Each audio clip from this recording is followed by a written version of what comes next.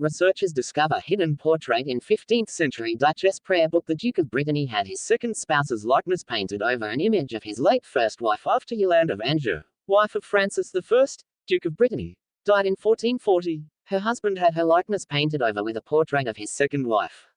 When a noblewoman named Yolande of Anjou married Francis I, the future Duke of Brittany, not to be confused with the French king of the same name, in 1431, her mother commissioned a devotional book of hours that included a painting of the young woman as a wedding gift.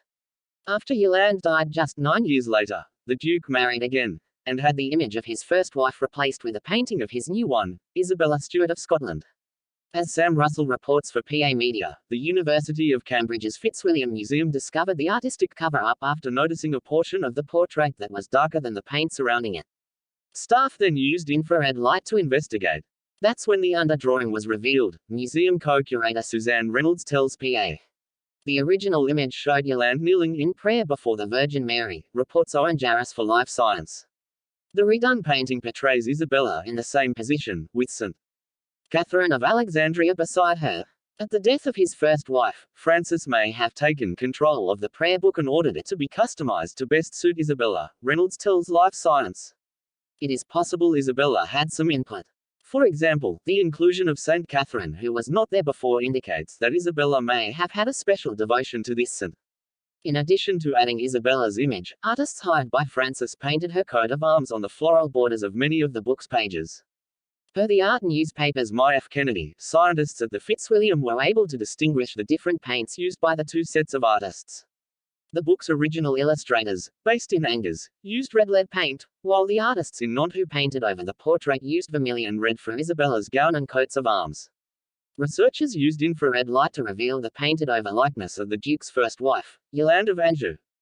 Francis ordered the book's alteration shortly after Yolande's death, before he married Isabella in 1442. Initially, Isabella was painted wearing Yolande's headdress, but around the time of the couple's wedding, the image was altered again, giving her a gold coronet with jewels to mark Francis's new title as Duke.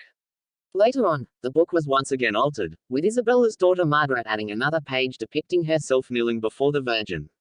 Reynolds describes the book, which became known as The Hours of Isabella Stuart, as one of the most richly decorated medieval devotionals. It contains more than 500 miniature images. Yolande's mother, Yolande of Aragon, was a patron of the arts who also owned the similarly spectacular Belles Heures of Jean de France, Duke of Berry. Reynolds tells PA that the overpainting of a medieval book was not unique but unusual. It's a very exciting discovery, she says. These books in a way are sort of archaeological sites, and when you start to uncover what lies under these images, it actually unlocks the human story of how these books were commissioned and then passed from one person to another as the story of these different marriages and different dynastic alliances evolved. The book is part of the Fitzwilliam's newest exhibition, The Human Touch, Making Art, Leaving Traces. Per a statement, the show, on view through August 1st, is a journey through the anatomical workings of touch, its creative force and its emotional power, through anger, desire and possession. The 150 or so objects included in the exhibition include medieval manuscripts like the Book of Hours, ancient Egyptian sculptures, and paintings by renowned artists spanning centuries and movements. Thank you for watching.